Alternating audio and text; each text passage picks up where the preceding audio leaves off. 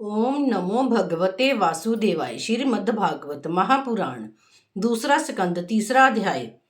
शुकदेव जी महाराज का ये हाल वर्णन करना कि किस देवता की आराधना करने से कौन फल मिलता है। सुत जी ने शौनकादिक ऋषिवरों से कहा कि जब राजा परीक्षित ने परमेश्वर के ध्यान करने का ये सब हाल सुना तब घबराकर मन में कहा कि किस तरह से नारायण जी का ये सब रूप मेरे ध्यान में आवेगा। इसी चिंता में राजा का मुख मलिन हो गया।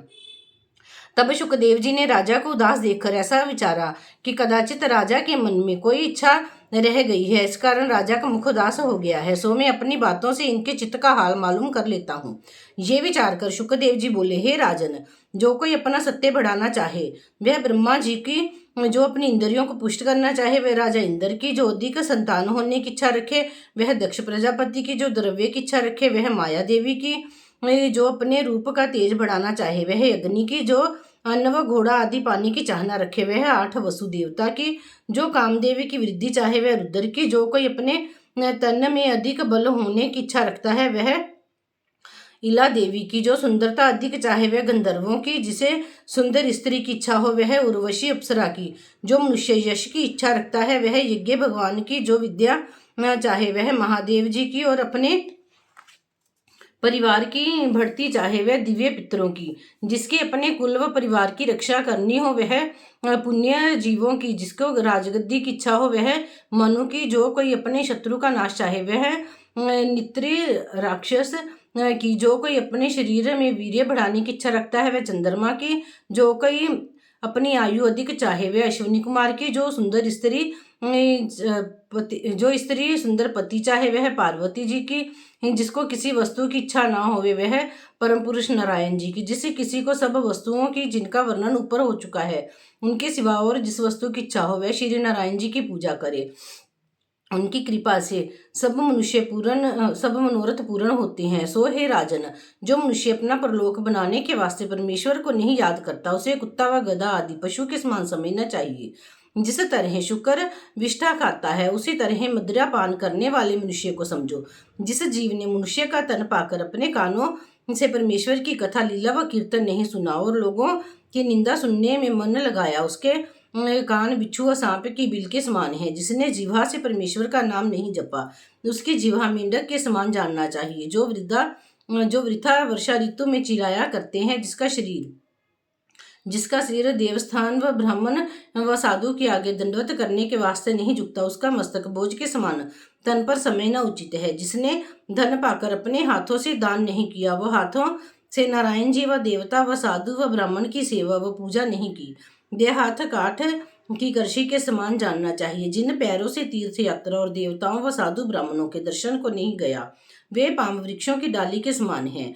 जिसने आंखों से प्रत्यक्ष या ध्यान में परमेश्वर का दर्शन नहीं किया उन आंखों को मोर पंख के समान समझना चाहिए। जिस मनुष्य ने परमेश्वर पर चढ़ी हुई तुलसी तथा साधु ब्राह्मणों के चरणों की धूरी अपने सिर पर श्रद्धा व प्रेम से नहीं चढ़ाया वह जीता हुआ भी मृतक के समान है। जिस किसी को हरि कथा व लीला व भजन सुनकर करुणा की जगह रोना ना आवे उसका हृदय पत्थर के समान समझना चाहिए। चौथा अध्याय। राजा परीक्षित का शुकदेव महाराज से परब्रह्म परमेश्वर की कथा व कीर्तन वर्णन करने के वास्ते विनय करना। सूत जी ने कहा, हे ऋषिवरों, जब राजा परीक्षित का श्याम सुंदर के ध्यान का हाल व भगवत पुराण की महिमा सुनकर सब शोक मन से दूर हो गया, तब उसने बहुत प्रसन्न होकर राज्य और पुत्र स्त्री के प्रति प्रीति छोड़ दी और शुकदेव से हाथ जोड़कर कहा, महाराज, जो कुछ आपने वर्णन किया उस पर विश्वास करके मुझे बड़ा हर्ष प्राप्त हुआ। मैंने अपना ध्यान नारायण जी के चरणों में लगाया। मुझको आज वह 7 दिन में मरने दोनों बराबर हैं। इस बात का डर मेरे मन से जाता रहा। अपने सब पुराण का वह शास्त्र देखा व पढ़ा है।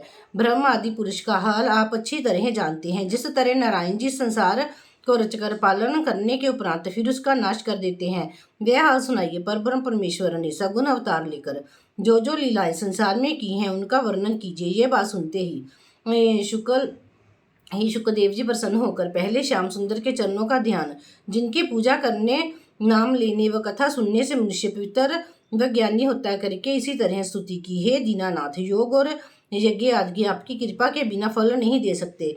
मैं उन परमेश्वर को दंडवत करता हूँ जिनके चरणों का ध्यान बड़े बड़े योगी सनकादिक मुनि, ब्रह्मा व महादेव आदि देवता दिन रात्रि अपने हृदय में रखते हैं और उनके चरित्र व लीला को नहीं जानते, जिनकी दया व कृपा से शबरी, गिद्ध, गोपियां आदि छोटे छोटे जीव मुक्ति पदवी पर पहुंचते हैं। जो लक्ष्मण जी के पति हैं उनको नमस्कार करता हूँ।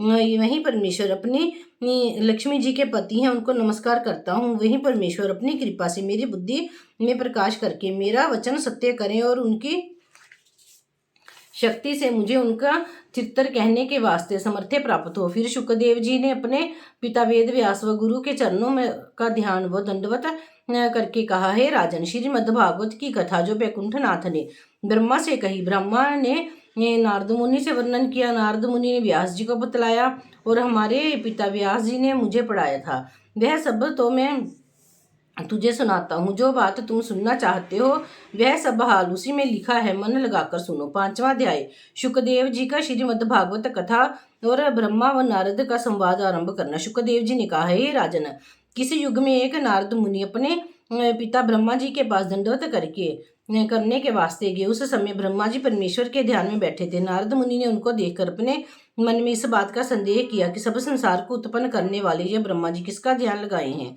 इस ध्यान करने से मालूम होता है कि कोई इनका भी मालिक है जिसका यह ध्यान करते हैं, उसका हाल पूछना चाहिए। ये विचार कर नारद जी ने ब्रह्मा के ध्यान छूटने के उपरांत पूछा, आप कहते हैं कि जो कुछ जिसके भाग्य में लिखा है वही बात होगी, और मैं देखता हूँ कि आप इस तरह सब संसार को रचकर फिर उसका नाश कर देते हैं, जैसे मकड़ी अपने मुंह से डोरा निकाल कर फिर उसको खा जाती है। सो आपके कहने व ध्यान करने से मुझे ऐसा जान पड़ता है कि आपसे भी बड़ा और कोई है जिसका ध्यान करके उसकी आज्ञा अनुसार आप सृष्टि रचाते हैं। सो जिसका ध्यान आप करते हैं उसका नाम व गुण मुझे भी बतलाई दीजिए। यह बात सुनकर ब्रह्मा जी बोले, हे नारद मुनि, तुम धन्य हो जिस परमेश्वर का चरित्र तुमने हमसे पूछा। उस नारायण जी की माया बड़ी प्रबल है। तुम मुझको जगत का कर्ता कहते हो, मैं इस बात से बहुत लज्जित होता हूँ। हे नारद, मुझसे बड़े और मेरे मालिक भगवान जी हैं जिनसे अनेक ब्रह्मा व ब्रह्मांड प्रकट होते हैं। सारा संसार उन्हीं की माया से उत्पन्न होता है। मैं भी इसी परमेश्वर की दया व कृपा से जगत की रचना करता हूँ। देवता और मनुष्य को उन्हीं के प्रताप से बुद्धि व ज्ञान प्राप्त होता है। सुनो, जब नारायण जी की नाभि से कमल का फूल निकला और मैं उस फूल से प्रकट हुआ, तब मैंने बहुत विचार किया कि मैं कहाँ से उत्पन्न होकर यहाँ आया हूँ। जब मुझे इसका कुछ हाल न मालूम हुआ, तब उन्हीं परमेश्वर का ध्यान करने से मुझे ज्ञान प्राप्त होकर यह बात जान पड़ी कि नारायण जी ने मुझे उत्पन्न किया है। सूर्य, चंद्रमा और तारांगन आदि उन्हीं के तेज से प्रकाशित है। संसार में जितनी वस्तुएं हैं सब उन्हीं की माया से प्रकट हुई हैं। यह जीव सबके शरीर में उन्हीं का प्रकाश है। नारायण जी अपने तेज से आप प्रकाशित हैं, उनमें किसी दूसरे का तेज नहीं है। ये उनके आदि व अंत व भेद को कोई नहीं जान सकता कि उस परब्रह्म परमेश्वर का हाल वर्णन कर सके। पर नारायण जी की कृपा से जितना मुझे मालूम है सो मैं तुमसे कहता हूँ। सुनो, जब नारायण जी को इस बात की चाह होती है कि हम अकेले हैं, बहुत से रूप हो जावें, तब उनकी इच्छा से बहुत रूप हो जाते हैं। जब मैं कमल के फूल से उत्पन्न हुआ, तब मुझको नारायण जी ने आज्ञा दी कि तू संसार की रचना कर। उस समय मैंने मन में विचार किया कि किस तरह संसार की उत्पत्ति करूं। तब उन्हीं नारायण जी की माया से सात्विक, राजस, तामस 3 गुण प्रकट हुए और मुझको अपने हृदय में बुद्धि का चमत्कार दिखलाई दिया। मैंने उन्हीं तीनों वस्तुओं को सामर्थ्य से 5 तत्व और सारा संसार उत्पन्न करके पृथ्वी को रचा। मिट्टी, आग, पानी, हवा और आकाश, इन 5 तत्वों से सब जीवों का शरीर बनाया। जो पृथ्वी मैंने कमल के पत्ते से बनाई थी वह पानी पर नहीं ठहरती थी, 1000 वर्ष तक बराबर हिलती रही। जब हमने नारायण जी से पृथ्वी के हिलने का हाल कहा, तब उसी आदि पुरुष ने अपनी शक्ति से पृथ्वी को पानी पर स्थिर कर दिया तो उसका हिलना बंद हो गया। उस शक्ति को ब्रह्मांड व विराट रूप कहते हैं। वेद में लिखा है कि उस रूप के 1000 सिर, 1000 हाथ, 1000 पांव, 1000 आंख और 1000 कान हैं। बोलो श्रीमद् भागवत महापुराण की जय। श्री कृष्ण भगवान की जय।